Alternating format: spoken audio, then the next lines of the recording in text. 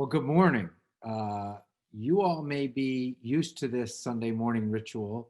I am not, and what a spectacular way of spending an hour with you all. That has just been that has just been delightful. Everything you would hope a Sunday morning service would be joyful, reflective, causing us to think about both our blessings and our challenges. So thank you for inviting me to participate in today's service and for welcoming me into your fellowship. I have had a great time the last couple of months learning a little bit about San Miguel de Allende. I want to thank Michael Hertz for somehow finding me and wooing me into being with you all this morning. And also a special thanks to Dylan Terrell from an organization many of you may know, Caminos de Agua, which works on water problems. And Dylan was kind enough to really tutor me a little bit in what's going on. We don't often think about water at all, in fact, but we particularly don't think about one of the things that water does for us, which is that it connects us to each other. It connects us in place. That's why when you go to the beach, when you go to the lakefront, when you go to a riverfront park, there's all these other people there. It connects us, as Reverend Tom made so clear this morning, through ritual, not just to the people in our community or to the people who are our same faith around the world, but these rituals, the Jewish ritual of the mikvah, the Christian rituals of baptism go back thousands of years. So it connects us not just through ritual, but through time as well. And that's one of the things I've loved about water. And I took special care in my book, not just to write about pipes and pumps and treatment plants and diseases, but about our emotional connection to water as well. So I'm not a geologist. I am not a hydrologist. I am not a scientist or an engineer. I am just a journalist. I spent 3 years traveling the world with the express intent of trying to understand how people do tackle their water problems or how they fail to tackle them and what the consequences in both cases are. So I've been to Fiji to see where that lovely bottled water, Fiji water, comes from. I have been to San Pellegrino to see where San Pellegrino water comes from. I have stood at the bottom of a wastewater treatment tank the size of an Olympic swimming pool.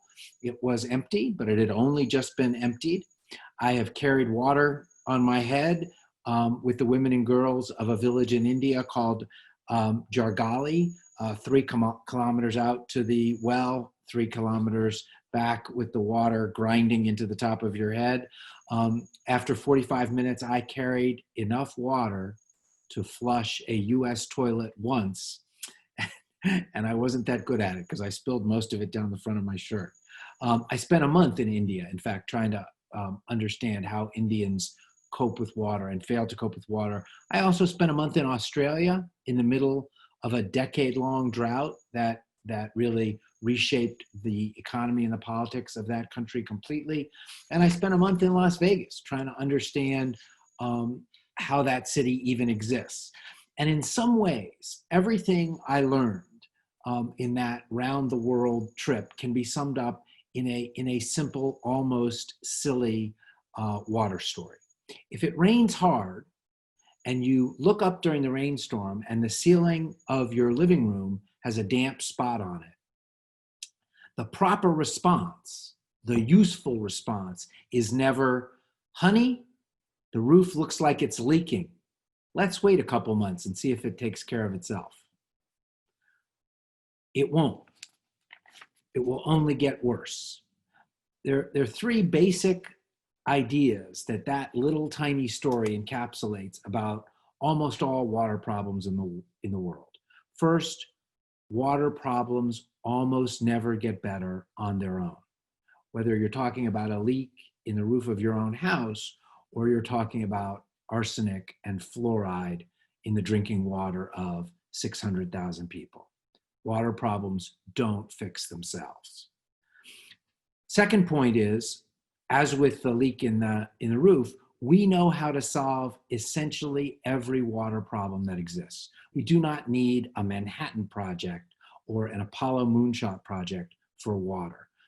The technical, engineering, chemistry solutions for water problems are well known. There are 27 water problems in the world. We know how to fix them all.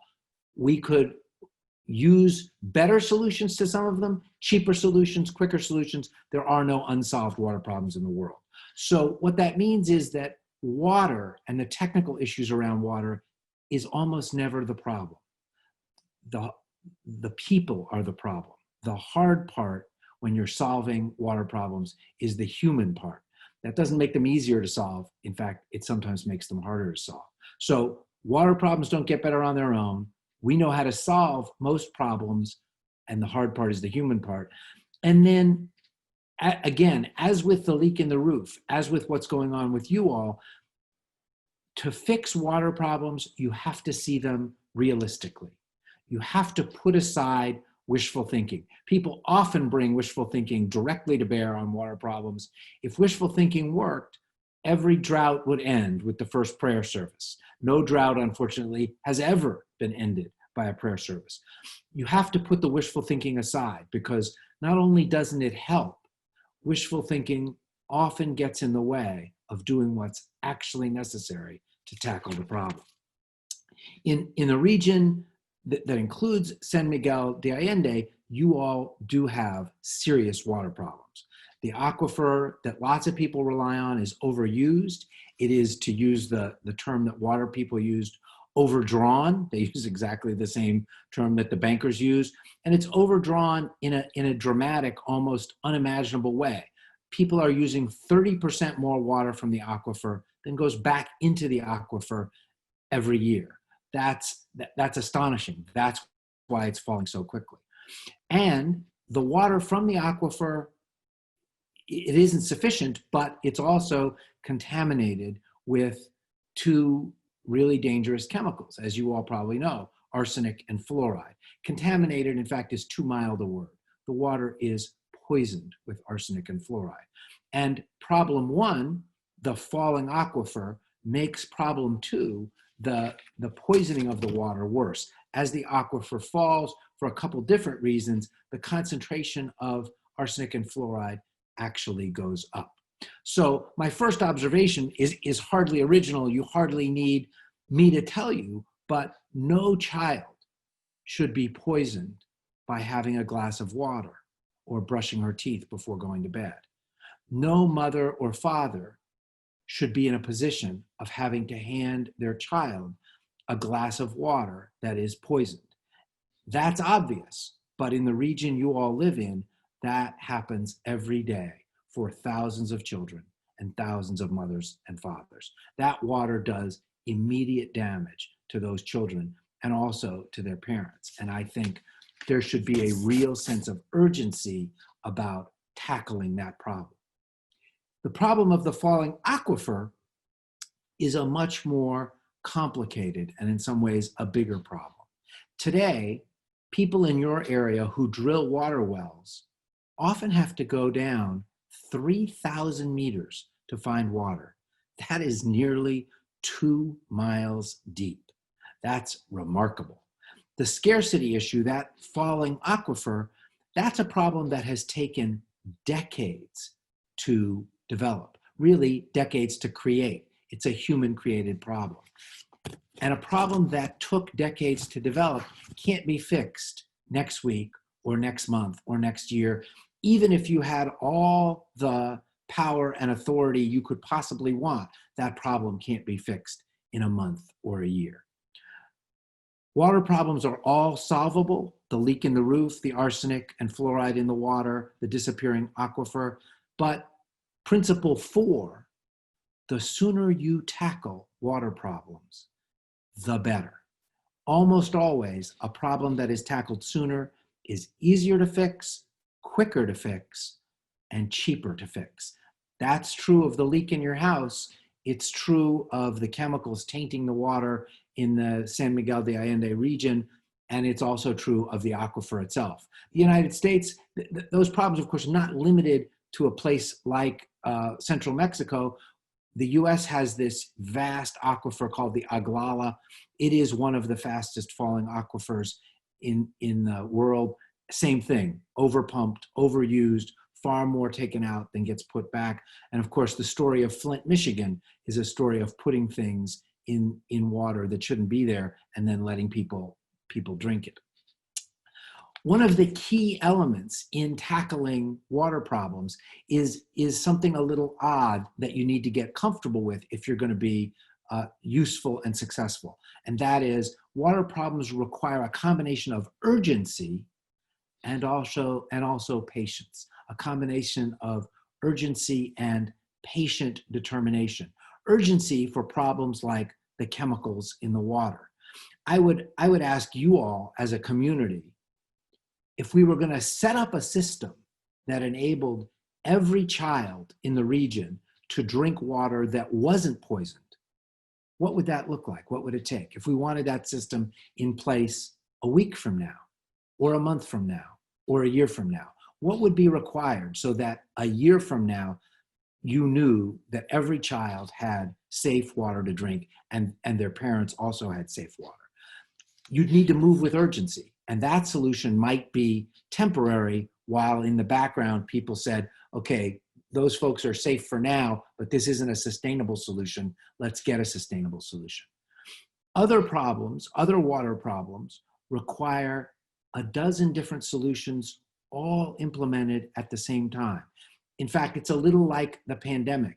There's not one thing that's going to solve the scarcity problem and the dropping aquifer in San Miguel de Allende, just like there's not one thing that's going to help us tackle the pandemic or keep us safe from the pandemic. People need to grow the crops they're growing now differently. They need to grow different crops. The water that falls across the region, and I've heard a lot about whether the rainfall is shifting, is lessening, is coming less frequently, but in greater bursts when it does come. Regardless, the water that does fall needs to make it into the aquifer. And right now, 90% of it doesn't. There's lots of progress to be made there. You all need rainwater harvesting. You need rain gardens. You need habitat restoration. You need the removal of the hard-packed ground and concrete that Mexicans are so beloved of, and to turn parks into sort of green swards and places with lawns that recharge the aquifer. You need better regulation and oversight of who's using the water, how the water is being used, what happens after it's used. You need better education of the farmers who are using the water a little heedlessly, better education of the companies, many of them US companies, buying what the farmers produce, so those people understand the damage that the agricultural techniques do. Better education among the community members, better education especially among kids coming up, so they push to create a different world that is more sustainable when they're adults. You need fresh ideas, community management of wells and the aquifer, region by region, something that's been quite successful in the US, where you pool people together and say, instead of competing for the water, let's compete to grow as much as we can while using as little water as we can as a group. Overall, you need a different attitude about the importance of the aquifer and the sustainability of the aquifer, and a sense of stewardship of it, and a different attitude about simply drilling deeper and pumping harder. Now, that is a completely ridiculous list of things that need to be solved. Each one of those things is a huge, complicated undertaking, and weaving them together is, as Dylan Terrell said to me, several lifetimes of work. But you have to start. You have to get a little bit better on the management of the aquifer, 5% better this year, or you'll never make any progress. In fact, all of the problems in the region are worse today than they were 10 years ago. For folks from the US, in fact, it's a little bit of a weird analogy, but it really works. And the comparison is retirement savings. If you start saving for retirement when you're a young person, 25, 26, 27, and you save just 5% or 7% of your income a year, you don't even notice that coming out of your paycheck. And by the time you're 67, there is more than enough money to retire. If you don't save any of that money, and at 57, you look around and say, uh-oh, I'm going to retire soon. I better start saving. Even if you could somehow save every dollar you earned between 57 and 67, you couldn't possibly save enough to stop working 10 years later. This is exactly the same. You cannot solve these big, complicated water problems by a year from now or 2 years from now. But if you don't start, you will never solve them. And if you can make things 5% better this year and 4% better next year and 6% better the year after that, suddenly in 2024, things look a lot different. And you've begun to create a culture that by 2030 completely changes the way people regard both managing the resource and the water itself. In fact, it's the only way to do it, a little bit at a time. You all in the Unitarian Universalist Church have these core principles. Paula was kind enough to send me the list, and I just want to connect with two of them because I think they're really relevant. The first one and the last one speak to exactly what we're talking about today. The first one, you all may know this, the first one, of course, is that we need to respect the inherent dignity and worth of every person. And the seventh one is that we need to, it's been said already today, respect the interdependent web of all existence of which we are a part. Let me be really clear. Without clean water, there is no dignity or worth for a person or a family or a community. Nothing corrodes your ability to be a contributing member of society like not having access to clean water every day. And of course, I would argue that water is a key element of the web that connects us. It connects us not only to each other, because we need to work together to get water and manage water, but water comes from nature. Water comes from the planet. And so our connection to water is also our connection every day to the natural environment.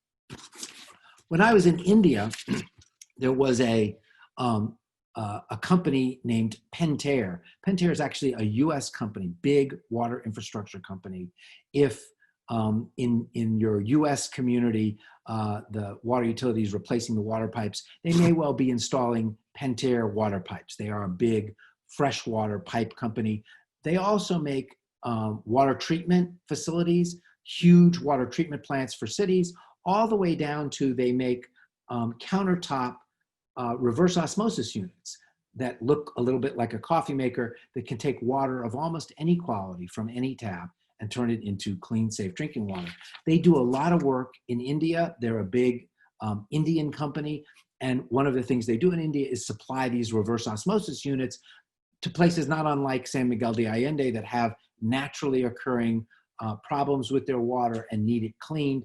And they've made a commitment to donate units. They're the size of like a closet that could take care of an entire school or a small village and provide clean water. And when I was in India, I visited their facilities, I visited their factories, and they really wanted me to go to a village outside of Delhi that had one of their water, closet-sized water units that had really made a difference, they thought, in how that community lived. And I was in India for a month. We talked back and forth a fair amount. And finally, I had 3 or 4 days left. And I called and said, either I'm going to the village or I'm not going to see it because I'm getting ready to get back on the plane. And they said, well, we have some bad news about that village and that water unit. And I said, okay, what's the news? And they said, well, the reverse osmosis unit for the village worked for about 6 months. This was 3 years downstream. And then for some reason it stopped working. No one thought to get in touch with us.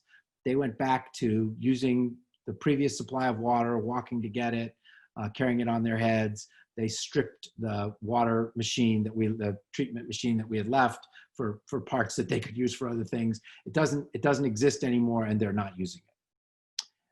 And I thought, well, that's really important. That's a key moment. It's a fifth, I'm keeping track of my principles. It's a fifth principle of tackling water problems and among the most important, and that is People need a water solution that they understand, that matches their needs and that fits their understanding and their culture. What Pentair, which thinks of itself as an Indian company in India, what they did was give this village a magic water box. They didn't give the village an understanding of how the magic water box worked, or education of two people in the village to sort of maintain it and sustain it, or even a phone number to call if something went wrong. And 6 months in, the magic water box stopped working. And it may have stopped working only to the degree that it needed to be rebooted, like a Windows computer. But no one in the village understood how the magic water box worked. And so when it stopped working, they just shrugged and went back to getting water the way they knew.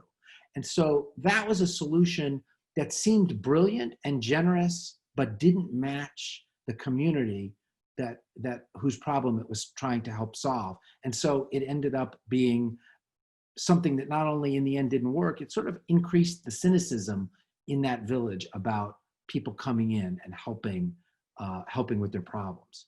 I think you all have a great opportunity to have an impact on water in your community. And I think that you already are. I went through the list of grants that you all have made this year. 3 of those 13 are directly about water. Another 3 are very clearly having an impact on how people think about water indirectly. But what can you all do? Well, here's my short list, which is presumptuous, of course, because I've never been to your community and I don't know what you're doing. But nonetheless, my short list, you can challenge me in the Q&A afterward. First of all, collect what falls as rain. That's really, really important. In your own home, in rain barrels, in rain gardens, if you build something new, redesign your gardens, participate in the creation of a real estate development, make sure that the water is managed in such a way that it can be used on site, and also that what's left goes back into the aquifer, back into the ground underneath the facility. You can help do the same thing in villages and towns. A key to bringing safe water to the villages across the region is to help those villages collect rainwater and save it, because the rainwater is clean, the rainwater is untainted. Point 2, do what works. Do not reach for the modern, hip, Pentair style technology. Rain barrels work. Rain gardens work. Restoring wetland areas works. None of those things ever need to be rebooted because the technology burped. New technology is great and really, really helpful and can be really important, but start with technology that people can understand, that you all can understand, and that can be rolled out simply, and that people can connect with what's going on. Really important management technique that I learned long ago. Don't fight with people who are pulling the other way. Don't fight with people who tell you water's not a problem, this aquifer's not connected to that aquifer, don't worry, it'll be okay. Just do what you think needs to be done. Don't waste energy trying to persuade people who violently disagree that you're right and they need to join you. You all have limited resources personally and as a church. Work with the people who are pulling in the direction you want to go. The progress you make will be far more persuasive than any argument you have with somebody on a Tuesday afternoon where you try and persuade them that you're right. And as part of both doing what works and working with people who are pulling in the same direction, connect with people you might not immediately think of. In a community like San Miguel de Allende that is trying to be modern, hip, advanced, trying to woo in people from around Mexico and also expats from outside the country, there are going to be architects, designers, planners, landscape designers, even people working on the landscaping, all of whom have a huge impact on water use. A smartly designed home, a smartly designed apartment complex, a smartly designed mixed-use development or park, or all of those together, changes the water equation, not for a month or a year, but for a decade or for 3 decades. It changes what happens with water right in that area for many, many years to come. And those people are a receptive audience. They know exactly the impact that smart water management can have. So when you're involved in that, or when you have the opportunity to have contact with those people socially or professionally, ask what they're doing and encourage them to do more. Often, customers who don't know any better will take the lead of professionals, and often professionals just need a nudge. This is what our community needs. Finally, don't reinvent the wheel. There are plenty of people in your community who really care about this work and care about having an impact. And so join forces with them. Often the best question you can ask is, what can I do to help? How can I help you do what you're doing? And I promise you there's more. You all know better than I, there's more than enough work to be done. So the big idea is you have to combine impatience for the urgent problems with patient determination for problems that take a little more attention. No wishful thinking when it comes to water. Water problems do not solve themselves, and wishful thinking gets in the way of the right solution. And make sure the solutions match the community and the culture, and that people whose problem you're helping solve actually understand the solution and can sustain it. I want to finish with a story of my own time in Mexico City. We lived in a lovely neighborhood in Mexico City called Condesa. We moved purposefully into a Mexican neighborhood. We did not live with expats. And for about the first 6 or 8 months that we lived in Mexico, I was sick every single day, stomach pain in the afternoon. Most of the time, it was just sort of a stomach ache, and I thought, there's my stomach ache. A couple times a month, it was so serious that I literally would curl up in a fetal position on my bed for 20 minutes until it went away and I could go back to work. And I just sort of thought of the pain as a tax for living in Mexico. We're living in Mexico. I've got a stomach ache. That's life. There's so many other wonderful things about being here. Oh well. We lived in a row house that was 4 stories tall, and we were connected to the municipal water system in Mexico City. Mexico City's water is not considered safe to drink as it comes out of the tap. It is clean and safe the moment it leaves the water treatment plant, but for complicated reasons, it is actually tainted by raw sewage as it travels through the pipes on the way to your home. So no one drinks the tap water. The wealthy people don't drink it, and the poor people don't drink it. And we had big sort of Culligan man style 5-gallon dispensers in a couple places in the house.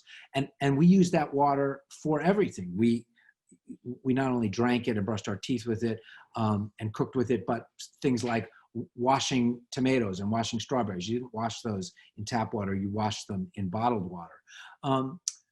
And in every bathroom, there was a little glass pitcher filled with the Culligan man water from downstairs. And inevitably, in my 3rd story bedroom at 10:30 at night, when it was time to brush my teeth, the little pitcher would be empty. And I just sort of developed the habit of rolling my eyes and thinking, well, I'm just going to brush my teeth with the tap water. And so almost every day, usually twice a day, I would rinse my toothbrush in the tap water, shake it off, brush my teeth, rinse it again with the tap water, shake it off, and put it back in the holder. I didn't rinse my mouth with the tap water, but I didn't think anything of using that water on my toothbrush. It turns out that in our neighborhood, they actually turned the water off all weekend long. There was no tap water pressure from Friday at 7 p.m. to Sunday at 7 p.m. And we knew this, and the house had a huge cistern underneath the garden, and then a smaller tank on top of the water. The municipal water filled the cistern, pumped it up to the tank on top of the roof, and that's where our water pressure came from for flushing toilets and showering and so forth. And unbeknownst to us, we weren't paying attention, the municipal water system announced one weekend that they weren't turning the water back Sunday at 7 p.m. They were going to leave it off until Monday at 7 p.m. And so we didn't know this, we didn't pay attention to it. And so Monday morning, we actually ran out of water. The toilets wouldn't flush, the showers didn't work. There was no water in the house. That was the one morning my kids really needed to shower before they went to school. So we called a water supplier who arrived with a tanker truck filled with potable water. We opened the front door. They ran a fire hose through the living room and the kitchen out onto the garden into the cistern. And I called Sergio Yaridu. Sergio owned the house we were living in. He was living in an apartment a few blocks away. He was a lawyer, and he had raised his family in the house we were living in. And his kids were going to school in Houston, and his wife and kids had moved to Houston. He was going back and forth. And I thought, you know, if I'm calling the water tanker, I should call Sergio. So Sergio comes over, sort of supervises what's going on. And we're looking into the cistern, which was actually made of the kind of blue material you would recognize from backyard swimming pools. And the cistern was empty until they started to fill it. And there was a fair amount of stuff on the bottom of the cistern. And I don't know exactly why, but I turned to Sergio, this tall, elegant, movie star, good-looking lawyer, and I said, Sergio, you raised your family in this house. Did you ever drink the tap water here? Like, I don't know, even for something as simple as brushing your teeth? And he gave me the strangest look, and he said, why in the world would we drink the tap water? He pointed into the cistern. He said, does that look like something you want to be drinking out of? And I never did again brush my teeth with the tap water. Even if I had to go trudging down at 10:30, 3 flights of stairs with the pitcher and back up, I always used clean water on my toothbrush.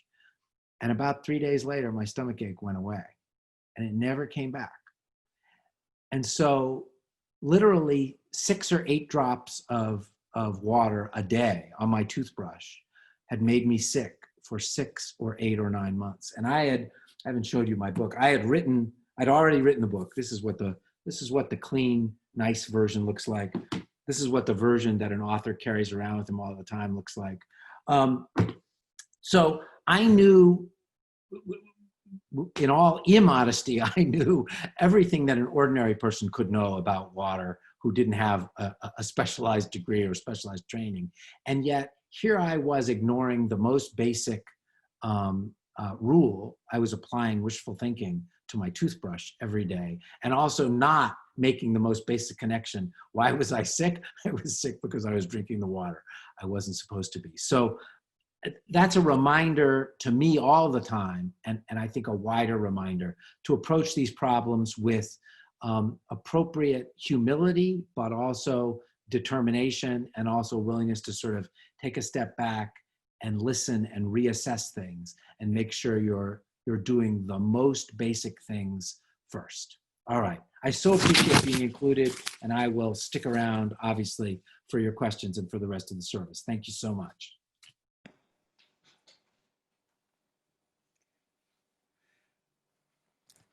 Thank you, Charles, for both an informative and truly inspiring presentation.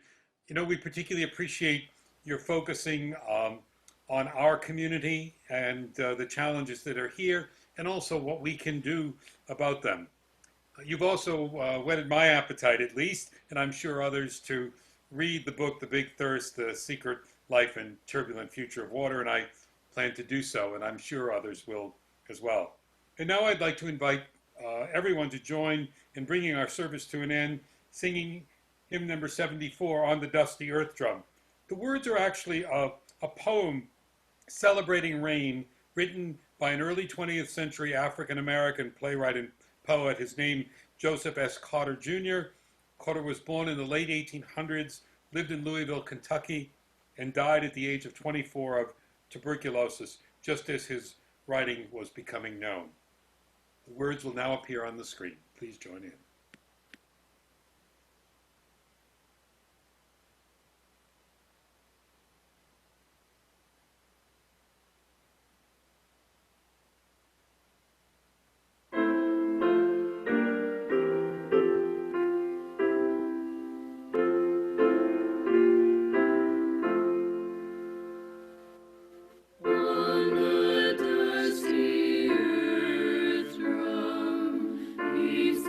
The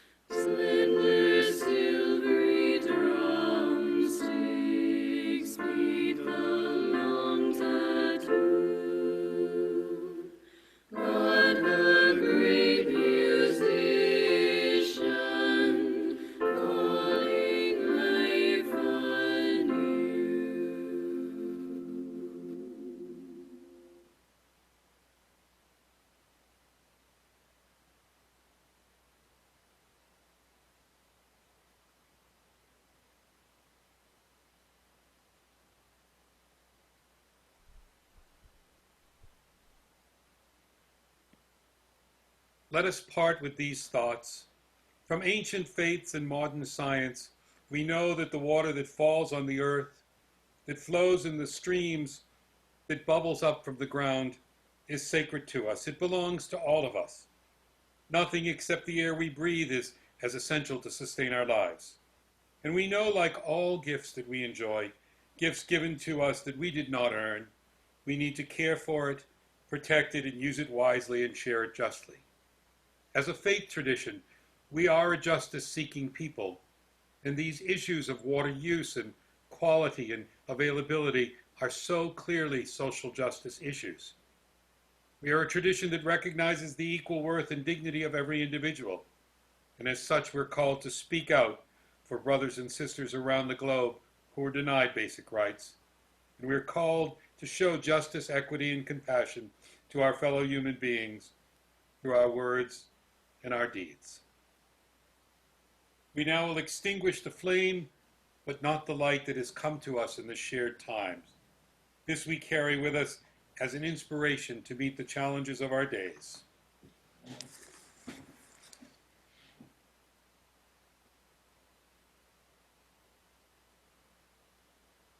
And may peace be with you till we meet again.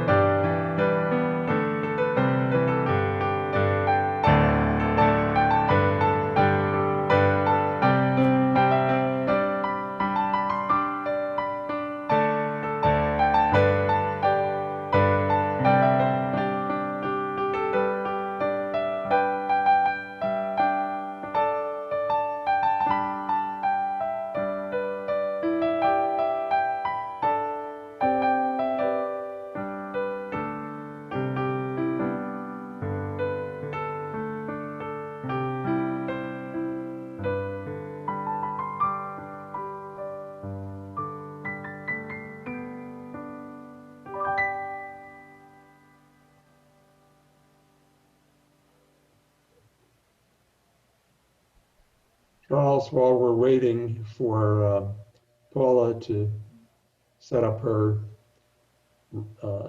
sound, we have one question that's come in for you. Can you identify any communities without water scarcity? That is, who's doing it right and what we can learn from them?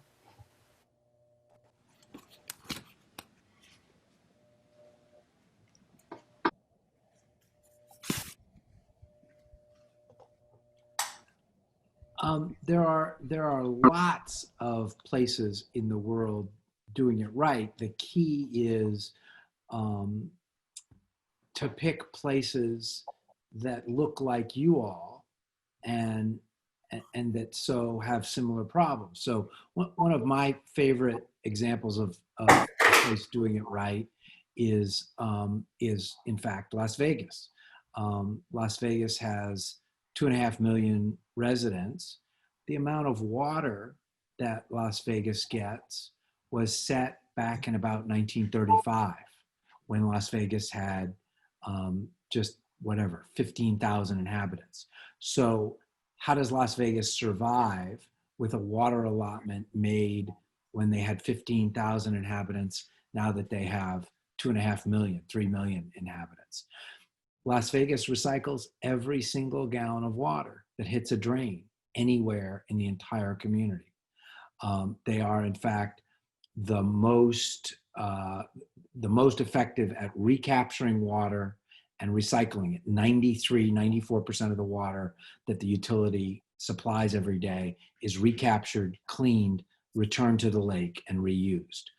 Well, the climate of Las Vegas may have something in common with you guys, but that's not a good solution to your problems. And in fact, the water use, what I was told by Dylan is, if everybody in the city of San Miguel de Allende stopped using water, could somehow miraculously go a year without using water at all, the aquifer would still be overdrawn, because most of the water use that causes that problem is agricultural. And so you need to figure out an incentive system to grapple with that kind of problem. In point of fact, it is a really, really complicated problem to persuade farmers to use their water differently, when all of the economic incentives that have been set up are for them to just pump harder. As I said, we actually have exactly the same kind of problem, different consequences, because we're a different country here in the US with the Aglala. And so, there are that. In fact, you've asked exactly the right question. The best way to tackle water problems is to start out by saying, what's our problem? Okay, who else has had a problem like this? And what have they done to solve it? And does what they've done give us some solutions we can use, or are we so different in other ways that that doesn't work? But that is step one, because point one, every water problem has been solved. There are no new water problems. The politics and the human relations issues are what really often slows things down. Thank you, Charles. I'm back now, and there's one question I'll pass along. If you see one in the chat box, help yourself, Charles. This has really been a wonderfully inspiring talk. One of our members, Cliff Durand, poses this question. Something like 90% of water usage in our area is by commercial agriculture producing for export to the U.S. We are exporting our water to the U.S. so U.S. people can enjoy off-season vegetables. The economic interests in maintaining this are powerful. What can we do to overcome this? And you are muted, Charles. Cliff, you're asking exactly the right question in some ways, but what I would say is that what a community like you all in particular, expat Americans living in San Miguel de Allende, can do is simply educate yourselves, is understand the dimensions of the problem, the complexity of the problem. I talked to Dylan. He was really generous. I think our conversation lasted 90 minutes or more.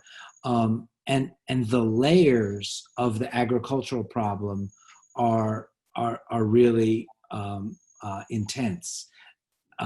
There are agricultural interests in the U.S. who want this produce. There are producers. There are people used to drawing the water out in San Miguel de Allende area and using it. There are bureaucrats in the Department of Agriculture and water management bureaucrats tugging in different directions. There are management systems, well drilling oversight systems, all kinds of layers of complexity.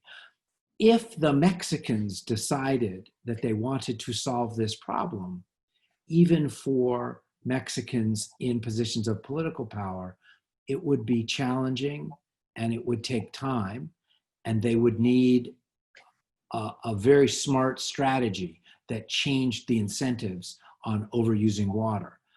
Actually, one of the most powerful ways of changing the the equation would be for the US companies to say, we don't want you to do this way anymore. I wrote a book about Walmart before I wrote the water book. It's actually considered the definitive text on how Walmart does what it does. And although Americans today don't like to take this in, Walmart is now, in 2020, probably the most powerful environmentalist in the world. The single force for making the environment better.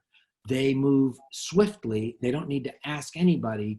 They have so much power that when they say to Chinese factories, you will do it this way or we will buy it somewhere else, those factories change the way they operate. In the space of 5 years, Walmart doubled the gas mileage of long-haul trucks. Not just their own, everybody's in the world. And they gave their insights away.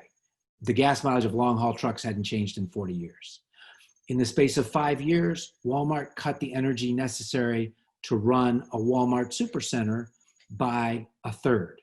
That means every time Walmart opens 3 new ones, the 4th one essentially uses no energy. Now you can say, yeah, but the real solution is no more Walmart.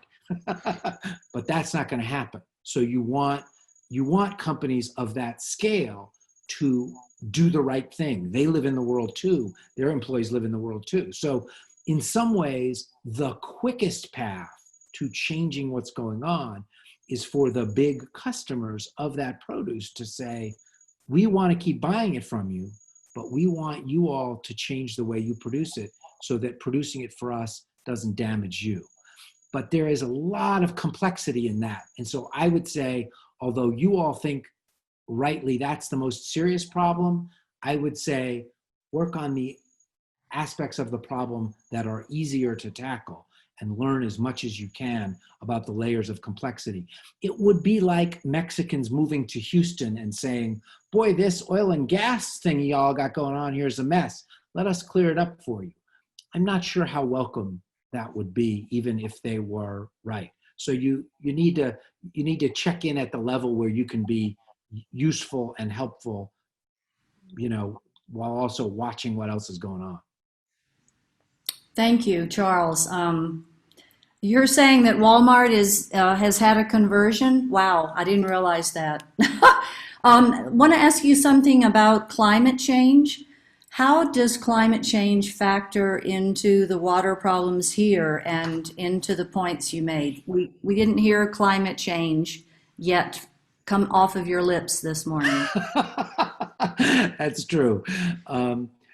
Because climate change, of course, makes everything more complicated. And just in talking to Dylan and talking to Michael and talking to you guys the other day, I heard a lot of the rainfall seems like this year and like this last year, and it seems like it's changing. And what I would say about climate change is, look, climate change isn't going to make the problems that the San Miguel de Allende region faces easier. It's going to make them harder.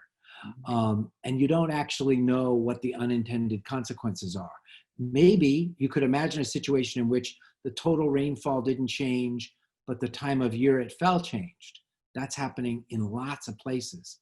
Maybe that would make growing the crops more difficult and unsustainable, and farmers would start doing something else. And so, although climate change was having a negative impact overall, actually the pressure on the aquifer eased up. You simply don't know. And so what I would say is that anything people can do along the lines of what I ticked off is only going to make things better, and that will be true as climate change takes hold. What I wouldn't do is support solutions that will only work if San Miguel de Allende's climate in 30 years looks exactly like it looks today. But building rain gardens, installing rain barrels, restoring wetlands and recharge areas to more natural, to the way they were more naturally, so that what does fall can get back into the aquifer. None of that is going to be a bad strategy. And so again, it's a little bit like the agricultural use. You have to pay attention to what's going on and make sure you're not doing stuff that's at odds with how the climate is changing. But to be honest, it sounds like there's lots of progress to be made on the basics in the region. And I don't think that kind of progress will be wasted effort, even if the climate changes. Okay, thank you. I just wanted to encourage everyone listening that if you do have a question, pose it in the chat. Go ahead and write it in the chat. And let me just say, some people have said not everybody's American, and I apologize for that. That is absolutely true. We U.S. expats are always reminded of that by our wonderfully friendly Canadian expats. I'd like to share with everyone a quote that I found in your book, and it struck me, and I'm still scratching my head about it. If I might read a short paragraph. We do not have a water shortage. Every drop of water that's here has seen the inside of a cloud and the inside of a volcano, the inside of a maple leaf, and the inside of a dinosaur kidney, probably many times. What we have here is a profound quandary about what to do with the water we have. Wow. Who wrote that sentence? That's a good sentence. You know, there was this amazing moment in the course of writing this book. I wrote a story about bottled water for the magazine I worked for then, Fast Company. That's why I got to go to Fiji and to San Pellegrino. And then I decided to write a book about water problems, not bottled water, but the big picture. And I was 6 months into writing that book. And I was talking to a nephrologist, a kidney doctor, about the bizarre topic, what happens when you die of dehydration? Reporters often chase things that seem like they're going to be a good idea that turn out to be a waste of time. And if you're smart, you leave them out of the book. There's nothing in the book about how you die of dehydration. And this particular nephrologist was really boring. And as I was listening to him, I suddenly realized, for some reason, that I had no idea where the water on Earth came from. He was really boring. And I had spent 3 months writing about bottled water, 6 months working on a book that was due in a little more than a year and ended up taking much longer. And I suddenly realized that if I thought about Niagara Falls or I thought about the Pacific Ocean, I had no idea where the water in the Pacific Ocean had come from. How did it get there? We see the water cycle, you know, starting in the second grade. It rains on the mountains, it runs down, we take it, it runs into the ocean, it evaporates, it falls on the mountains. Oh, we can all draw that diagram. Where did it come from in the first place? And I literally excused myself from the nephrologist, and I immediately set to figuring out where water had come from. And I spent the next 2 weeks talking to cosmologists and astronomers. All the water on Earth was formed out in space, one molecule at a time, hydrogens and oxygens finding each other, and then clinging as ice to asteroids and comets. And all that water was delivered as water to the Earth as the Earth was formed and shortly thereafter. There's no real mechanism on Earth geologically for creating new water. And there isn't really a mechanism for destroying water. The water we've got on Earth has all been here essentially forever. It has, in fact, been through the kidneys of the dinosaurs thousands and thousands and thousands of times. And that actually changed how I thought about water. Suddenly learning that the water had all been here forever and that it was born in space and delivered to Earth changed how I thought about the resource itself, but it also changed a little bit how, you look at, I happen to have a glass of water right here. You look at that water and think that water traveled to Earth from space. It gives you a little different sense of it. So you picked what I think of as a particularly appealing passage for this particular group of people. Okay, well, Charles, we've totally enjoyed our encounter with you. I must say, it's been a pleasure to work with you on this service and a surprising delight. There was nothing dry and boring about your talk.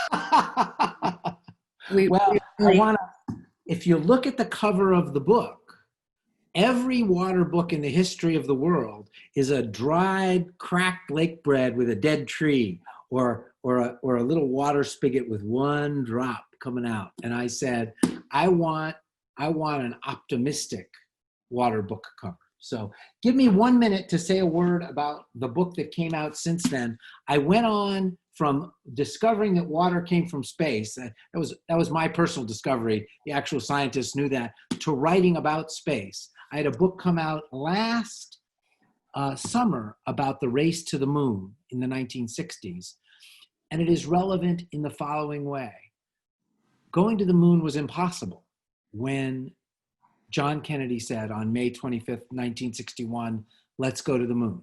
It wasn't sort of figuratively impossible, it was impossible. We had none of the technology necessary to go to the moon.